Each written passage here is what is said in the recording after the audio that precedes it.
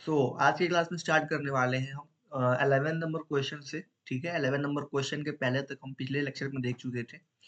11 number question कहता है if the sum of first n terms of an AP is this. मतलब हमारे पास जो है यहाँ पे गिवन क्या है इस क्वेश्चन में, हमें एन टर्म्स का सम दे रखा है, एस एन जिसे बोलते हैं। वो दे रखा है कितना है, 4n माइनस एन स्क्वायर। ठीक है, ये हमारे पास सम दे रखा है एन टर्म्स का। कह रहा है what is the first term, हमें फर्स्ट टर्म बताना है। ठीक है, फर्स्ट टर्म क्या होगा, फर्स्ट टर्म हमारा बेसिकली S1 होगा, दैट इज यहाँ पे लिखा भी है, दैट इज S1। हमें S1 बताना है। तो सर देखो, हमें S1 अगर बताना है तो इस देखो यहाँ पे Sn दे रखा है। तो क्या सर हमको दिख रहा है n के जगह पे यहाँ पे 1 आ गया है। तो इसमें जहां जहां n है वहां वहां हम क्या डाल देंगे, 1 डाल देंगे। तो हमको S1 मिल जाएगा। n के जगह पे 1 डाल देते हैं। ठीक है, देखो यहाँ से ध्यान से, n के जगह पे क्या हुआ, यहाँ पे 1 आ गया है। तो यहाँ पे जहां जहां n है वहां पे 1 डाल देंगे n के जगह पे। तो S1 मेरा यहाँ से मिल जाएगा 4 माइनस का 1, that is S1 is equals to 3। ठीक है, ये मेरा फर्स्ट पार्ट का जो है ये आंसर हो गया, S1 निकल गया। ठीक है, अब कहता है what is the sum of first two terms. हमें फर्स्ट टू टर्म्स का सम बताना है, यानी हमें S2 पूछ रहा है। S2 मतलब सम ऑफ टू टर्म्स ना। तो S2 पूछ रहा है, तो Sn दे रखा है। देखो यहाँ पे n के जगह पे 2 आ गया है। तो ये जो फॉर्मूला लिखा है Sn का, इसमें n के जगह पे 2 पुट कर देंगे, n के जगह पे 2 पुट कर देंगे। तो ये मेरा S2 निकल जाएगा। Sum of the first two terms that is 8 minus का 4, that is S2 is equals to कितना हो जाएगा, 4 हो जाएगा। ठीक है, इसके बाद क्या कहता है what is the second term. जो एपी है हमारा उसका सेकेंड टर्म क्या होगा, सेकेंड टर्म क्या होगा। तो ध्यान से समझो, अगर हमको A2 बताना है, ठीक है, A2 बताना है, सेकेंड टर्म को A2 से डिनोट करते हैं। ठीक है, सेकेंड टर्म को A2 से डिनोट करते हैं। तो अगर हम क्या करें, sum of the two terms minus first term को माइनस कर दें, ठीक है, जिसको हम S1 बोल रहे हैं, तो क्या हो जाएगा, मेरा सेकेंड टर्म निकल जाएगा। समझ में नहीं आया हो तो ऐसे समझ लो, जैसे मान लीजिए दो गो मेरे पास टर्म्स हैं। ठीक है, ये दो टर्म्स हैं, हमें इस टर्म को फाइंड करना है। तो हम क्या करेंगे, दोनों का सम में से फर्स्ट वाले को माइनस कर देंगे तो मिल जाएगा, नहीं कि ठीक है, मिल जाएगा कि नहीं मिल जाएगा हमें सेकेंड टर्म। तो इसीलिए हमने क्या किया, सेकेंड टर्म चाहिए था। तो सेकेंड टर्म मतलब हमको चाहिए था, तो हमने दो टर्म्स का सम में से क्या किया, फर्स्ट टर्म को माइनस कर दिया। जैसे यहाँ पे देखो, दोनों टर्म्स को जोड़ेंगे और इस फर्स्ट वाले को माइनस कर देंगे, तो बचेगा मेरा सेकेंड टर्म ही बचेगा ना, A2 बचेगा। तो वही यहाँ पे हमने कंसेप्ट अप्लाई किया है, सेकेंड टर्म फाइंड करने के लिए दो टर्म्स के सम में से फर्स्ट वाले टर्म्स को माइनस कर दिया ताकि हमको सेकेंड टर्म मिल जाए। तो देखो यहाँ पे S2 हमने निकाला हुआ है ऊपर, दैट इज 4 माइनस S1, मतलब अब S1 से आप कंफ्यूज मत हो रहा, बेसिकली S1 मतलब क्या है, सम ऑफ द वन टर्म्स, और वन टर्म्स भैया एक ही टर्म्स है एपी में, मतलब वही क्या होगा, फर्स्ट टर्म होगा ना। तो S1 को A1 ही बोल सकते हैं, कोई दिक्कत नहीं है। ठीक है, तो S1 यहाँ पे क्या आ जाएगा मेरा, दैट इज 3 हमने फाइंड कर रखा है। सो यहाँ से मेरा सेकेंड टर्म आ गया एपी का, that is 4 minus 3, that is 1। ठीक है, तो ये मेरा सेकेंड टर्म निकल गया। फिर बोलता है similarly find third term, tenth term and nth term. हमें थर्ड टर्म फाइंड करना है। तो सर थर्ड टर्म फाइंड करने के लिए क्या करना पड़ेगा, अगर हमसे बोला जाए थर्ड टर्म फाइंड कीजिए तो क्या करेंगे, थ्री टर्म्स के सम में से दो टर्म्स का सम माइनस कर देंगे। जैसे ये समझो, तीन टर्म्स है हमारे, हमें भैया थर्ड टर्म फाइंड करना है। तो इन तीनों के सम में से दो गो का सम माइनस कर दीजिए। एट S3 में से S2 माइनस कर दीजिए, S3 में से S2 माइनस कर दीजिए। S3 कितना होगा, तो सर हमारे पास Sn दे रखा है, n के जगह पे 3 डाल दीजिए तो आपको S3 मिल जाएगा यहाँ से। ठीक है, S3 क्या हो जाएगा, n के जगह पे 4 इंटू n के जगह पे 3 डाल दीजिएगा तो आपको S3 मिल जाएगा। ठीक है, माइनस S2 तो हमने फाइंड कर रखा है, दैट इज 4, तो 4 लिख दिया। ये हो जाएगा 4 3 12, माइनस 3 3 9, माइनस का 4, ये हो जाएगा कितना, 12 में से कितना हो जाएगा, 9 4 13। सो A3 आ जाएगा मेरा माइनस का 1, यानी थर्ड टर्म मेरा आ गया एपी का A3। ऐसे ही पूछा हमसे tenth term, tenth term find करने के लिए क्या करना पड़ेगा सर, टेंथ टर्म फाइंड करने के लिए 10 टर्म्स का सम में से 9 टर्म्स का सम माइनस कर दीजिए, तो हमको 10वां टर्म मिल जाएगा। तो यहाँ पे S10 कैसे निकालेंगे? n की जगह पे यहाँ पे Sn में क्या कीजिए, 10 डाल दीजिए, तो आपको S10 मिल जाएगा। तो 4 इंटू 10 माइनस 10 का स्क्वायर माइनस S9। S9 कैसे मिलेगा सर? सर Sn दे रखा है, n के जगह पे 9 डाल दीजिए, तो 4 इंटू 9 माइनस 9 का स्क्वायर। ठीक है, इसको सॉल्व कर लेंगे तो यहाँ से हमें क्या मिल जाएगा, A10 मिल जाएगा। ठीक है, अच्छा एक और चीज पूछा हमसे, क्या? Find third term, 10th term and nth term. nth term find करने के लिए क्या करना पड़ेगा हमको? अगर हमको लास्ट टर्म फाइंड करना है तो देखो ध्यान से, अगर हम देखें लास्ट टर्म फाइंड करना है, नेक्स्ट पेज पे देखते हैं, हमको nth टर्म फाइंड करना है, इज an। an के लिए कि जैसे हमको अगर 18 फाइंड करना था तो हम क्या कर रहे थे, S10 माइनस का S9 कर रहे थे ना, sum of the 10 terms minus sum of the 9 terms. तो अगर हमको n टर्म्स फाइंड करना है, nth टर्म फाइंड करना है, तुम क्या करेंगे, Sn में से क्या कर देंगे, माइनस कर देंगे n माइनस 1। देखो ध्यान से, जो यहाँ पे लिखे हैं उससे कम एक यहाँ पे आया है, यहाँ पे 10 है तो एक यहाँ पे 9 आया है, एक कम लिखे है ना यहाँ पे, तो ऐसे ही अगर यहाँ पे n आया है तो यहाँ पे क्या आएगा, एक कम आएगा, n माइनस 1 आएगा। तो Sn का सर आपके पास दे ही रखा है वैल्यू, कितना दे रखा था Sn का वैल्यू, देखो 4n minus n square, Sn की जगह पे 4n माइनस एन स्क्वायर आ जाएगा। ठीक है, माइनस, सर हमको Sn माइनस 1 चाहिए, हमको Sn दे रखा है क्वेश्चन में, that is 4n minus n square, हमको Sn माइनस 1 चाहिए। n की जगह पे क्या पुट कर देंगे, जहां जहां n है वहां पे n माइनस 1 पुट कर देंगे, तो 4 इंटू n की जगह पे n माइनस 1 रख देंगे, माइनस n की जगह पे n माइनस 1 और इसका स्क्वायर कर देंगे, तो यहाँ से मेरा जो है nth टर्म निकल जाएगा an।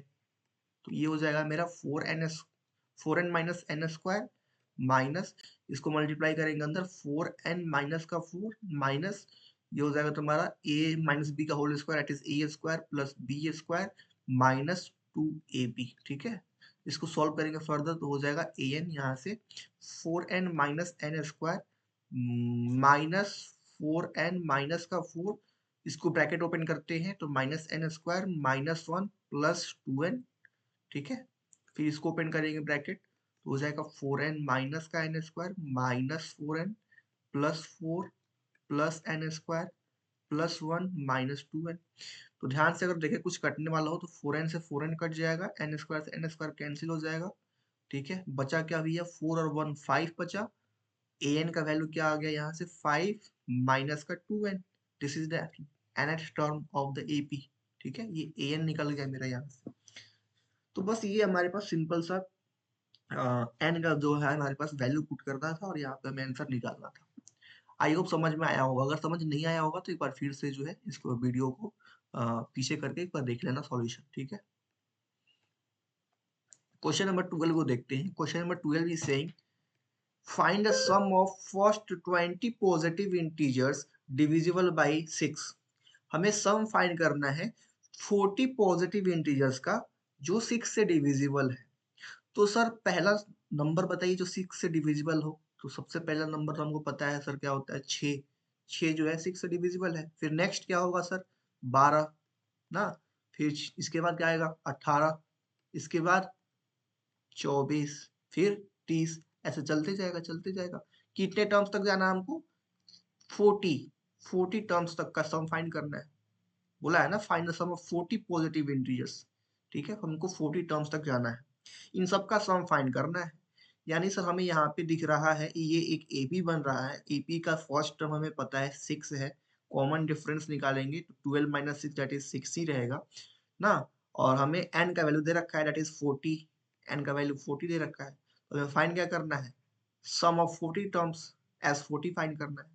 एस एन का फॉर्मूला हमने देखा था n by 2 into 2a plus n minus 1 times d होता है।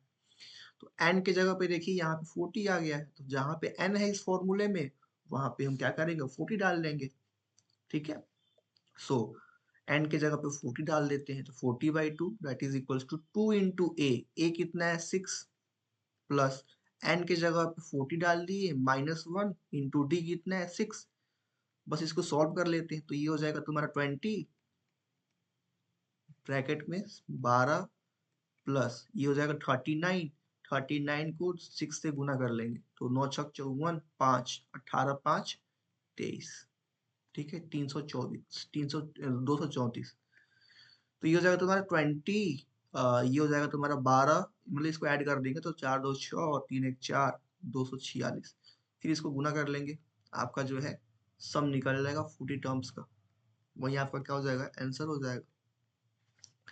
तो ये आसान सवाल था, बेसिकली हमें जो है क्वेश्चन पढ़ के हमने एपी बना लिया और एपी बनाने के बाद जो है हमें सम निकालना था 40 टर्म्स तक का, तो हमने S40 निकाल लिया, फॉर्मूला सिंपल सा था SN का, ठीक है।